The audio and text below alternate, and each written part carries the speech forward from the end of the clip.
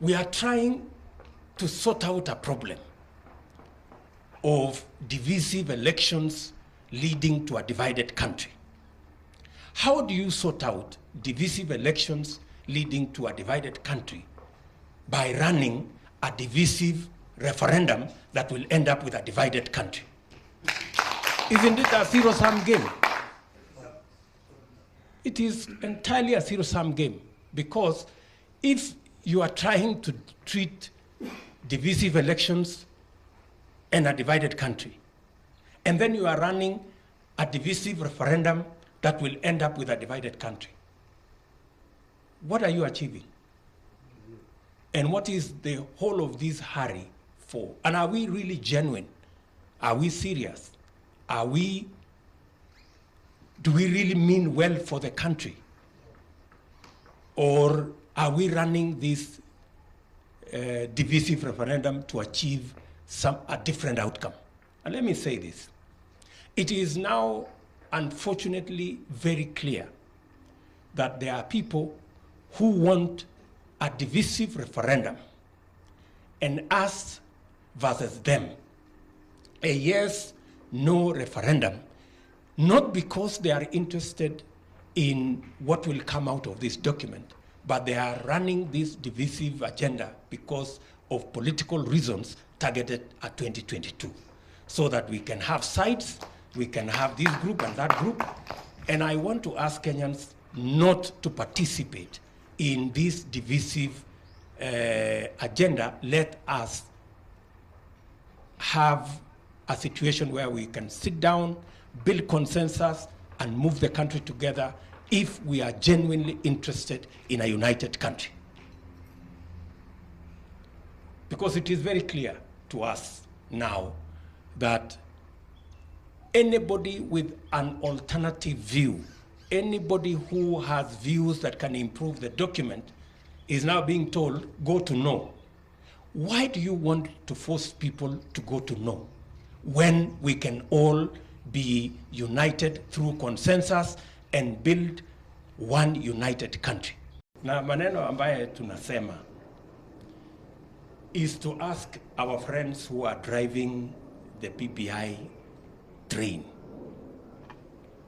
They are telling us that the religious leaders, the county assemblies, the county governments, leadership of the pastoralists, leadership of the pastors, and all other Kenyans who have views to enrich the BBI document, they are telling us they have no time because they had a whole 2 years to bring their views. I am asking them respectfully that the document we have, which has taken us 2 years, has so many gaps and is so controversial that unless you accommodate the views of the various stakeholders, we will end up with a lose-lose outcome. Those who will attempt to pass this document will end up with a bad constitution. And those who want to enrich this document will have lost an opportunity to enrich the document so that we can end up with a better document. And if you are saying that these people had a whole 2 years to bring their views, why did you end up with a very controversial document with so many gaps after a whole 2 years of working on it? It means there was something that did not add up, and the work that was done was not entirely correct or was not entirely professional. So there is an opportunity for us to improve on the presentation and on the recommendations so that we can end up with a win-win outcome instead of a lose-lose outcome. As we talk today, COVID-19 is ravaging the country.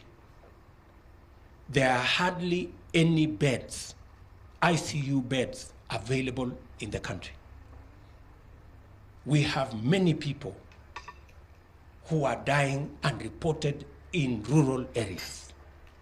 There are so many people who cannot afford to go to hospital, and yet we are focused in politics instead of being focused on the health crisis that faces our country.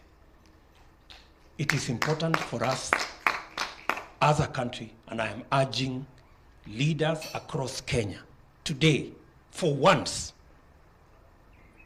for all of us to be united so that we can face the real risk and challenge that face our country in the corona pandemic.